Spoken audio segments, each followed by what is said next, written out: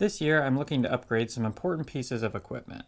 The first piece that I'm going to invest in is a tripod. This is one of those pieces of gear that is hard to spend money on, but when you operate with a great one, it makes all the difference in the world and you never regret it. It's also an upgrade to my kit that makes sense to do early because I can use it with my current kit as well as any other pieces I upgrade to in the future. This is the tripod I've been using for the last 15 years. It's absolutely a solid piece of gear and pretty reliable, but I've definitely hit the ceiling with its capabilities every time I use it. Here's why I know it's not worth keeping in my kit for the long term.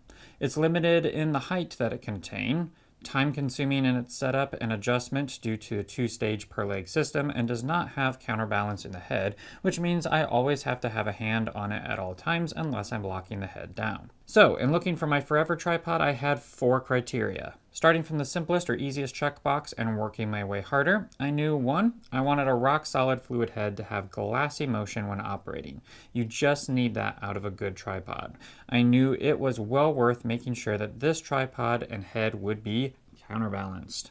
Because I film on box-style cinema cameras and sometimes heavier glass, I knew that a properly counterbalanced head would be incredibly useful. The 2 most difficult checkboxes for me were going to be these. First, I wanted a system that was incredibly quick and easy to set up and adjust. I've used the multi-stage adjustment legs long enough in my career to know what a mental hassle they are and how much of a hurdle it is to adjust the height of my camera to make the shot perfect because of the time-consuming and inconvenient nature of the system.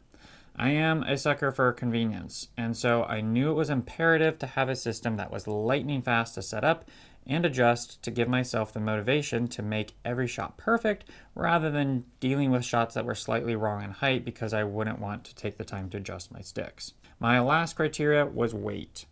I do not have my own studio, so I'm always going onto the field to film. Having a lightweight system is indispensable, again, because I'm a sucker for convenience. So, from my research, I settled on 2 different systems. The first was the SmallRig Tribex system, and the second was the Sachtler Flowtech 75mm bowl with an Aktiv8 head. These 2 systems are by far the fastest systems on the market to set up and to adjust. The Tribex edges out the Sachtler by a few seconds from what I can tell online when others compare the 2. Ultimately though, either one would be far and away faster and easier than what I currently have. But here is where my dilemmas began. Though the sticks looked incredible, I was skeptical about the head on the Tribex. First off, it seemed a little small and designed for either rigged out mirrorless cameras or stripped down cinema cameras. I was concerned with its counterbalance because it only has 3 stages of counterbalance. It says that it has a maximum payload of just over 13 pounds, but I was very skeptical that it could actually counterbalance a rig that heavy. I also didn't know how fluid the head would be or how good the adjustments for pan and tilt would be to dial in. All in all, it seemed like a smaller, cheaper, and less professional head than what I may need for a system. Also, nobody knows how long the hydraulic system will last. It's such a brand new tripod that only time will tell how reliable and long-lasting the hydraulics are. Honestly, the longer it takes for these videos to come out, the better. The Tribex can take on different heads, which is great, but it is not designed for a 75mm bowl, so there are limits to the quality of head that one can replace the standard default head with. The Sachtler, on the other hand, has some of the best head options on the market. There can be no doubt that they could easily handle any camera rig I would be putting on them. The Aktiv8 heads making swapping systems ridiculously quick and easy, and there is far more counterbalance on them than I would ever need. The sticks are quite fast as well, however, in my experience with them, they sometimes need to be shaken or for me to use my foot to push the tip out when extending. Because they're not hydraulic, they will last forever, but they also won't always extend easily. This is honestly a minor inconvenience because it still only takes a few seconds to get them to the height that I need compared to the 2-step process for each leg system that I'm working on right now. The legs themselves are ergonomically designed to be incredibly comfortable to pick up and transport. Magnetic tips at the bottom keep the legs gathered together really well. They fit in the hand perfectly and are incredibly comfortable to rest on one's shoulder. The major downfall with them for me is the weight. All this quality really packs on the pounds.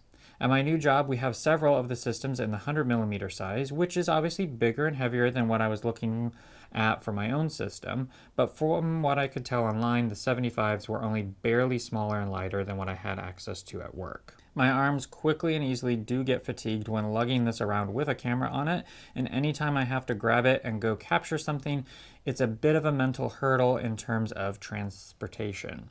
Once I am on site ready to film, the setup and adjustment is a breeze, but moving the tripod around for shots or transporting them back and forth from locations is a beast. I know many people would go to price in comparing these two systems as an obvious deciding factor for them.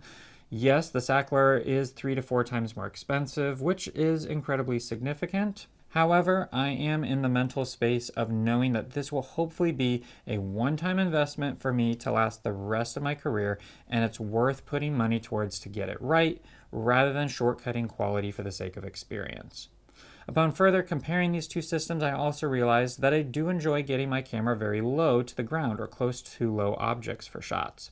The Tribex can be underslung, but how well the head could support smooth movement with the extension neck that much displaced from the tip of the sticks is hard to gauge. From what I can tell online, anytime people extend the neck, particularly to get extra height, there is more shake and instability in the head. There's not much out there regarding underslinging this, so that's up in the air.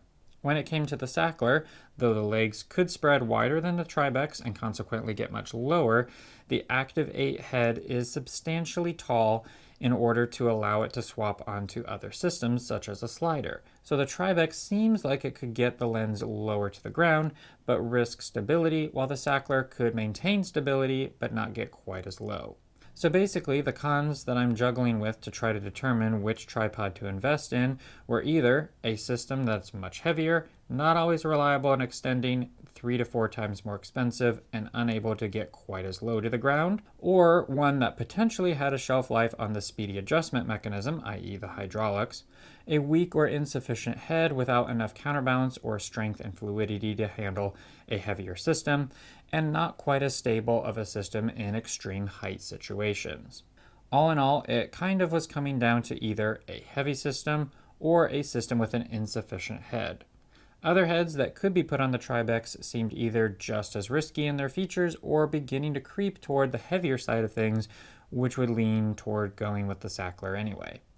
So this was the dilemma that I was facing in figuring out how to upgrade my system. Hopefully it's helpful to you in seeing how I break down the thought process and what's important to me and not important. What you end up deciding on may be different than me, and that's okay. But I just wanted to share my whole thinking process behind this important upgrade. So what did I ultimately decide to invest in? Wow, that is so nice.